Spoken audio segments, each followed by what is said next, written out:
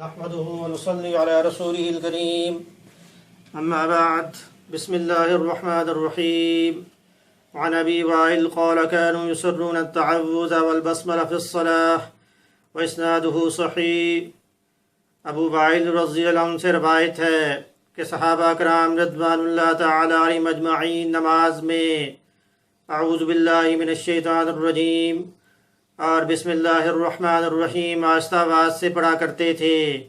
اس کی سند صحیح ہے۔ اور حضرت انس رضی اللہ عنہ سے روایت ہے کہ انہوں نے نبی اکرم صلی اللہ علیہ وسلم، ابو بکر، عمر اور عثمان رضوان اللہ تعالی علیہم اجمعین کے پیچھے نماز پڑھی، اور انہوں نے کبھی نہیں سنا کہ انہوں نے نماز میں بسم اللہ الرحمن الرحیم اونچی آواز سے پڑھی ہو۔ امام نسائی رحمۃ اللہ علیہ اور دیگر محدثین نے اس کو نقل کیا۔ اس کی سند صحیح ہے۔ تو صورت مسئلہ یہ ہے کہ نماز میں اعوذ باللہ اور بسم اللہ الرحمن الرحیم پڑھنی چاہیے کہ نہیں۔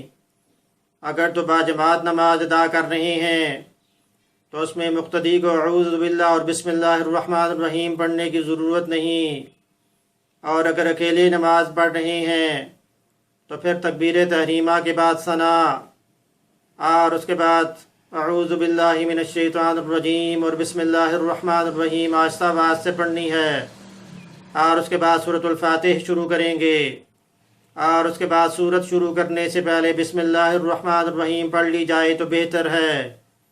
اس کے بعد جب دوسری رکعت شروع کریں گے تو دوسری رکعت بسم اللہ الرحمن الرحیم سے شروع کرنی ہے، آہستہ آواز سے پڑھیں گے۔ اس کے بعد پھر سورۃ الفاتح اور پھر سورت شروع کرنے سے پہلے بسم اللہ، جس طرح کی حدیث سے بھی یہ بات ثابت ہو رہی ہے۔ ابو وائل رضی اللہ عنہ کی حدیث سے یہ ثابت ہے کہ صحابہ کرام رضوان اللہ تعالی علیہم اجمعین نماز میں اعوذ باللہ اور بسم اللہ آہستہ آواز سے پڑھا کرتے تھے، اور حضرت انس رضی اللہ عنہ کی حدیث سے بھی یہ ثابت ہے کہ انہوں نے نبی اکرم صلی اللہ علیہ وسلم کے پیچھے نماز پڑھی، ابو بکر رضی اللہ عنہ کے پیچھے نماز پڑھی، حضرت عمر رضی اللہ عنہ کے پیچھے انہوں نے نماز پڑھی، حضرت عثمان غنی رضی اللہ عنہ کے پیچھے نماز پڑھی۔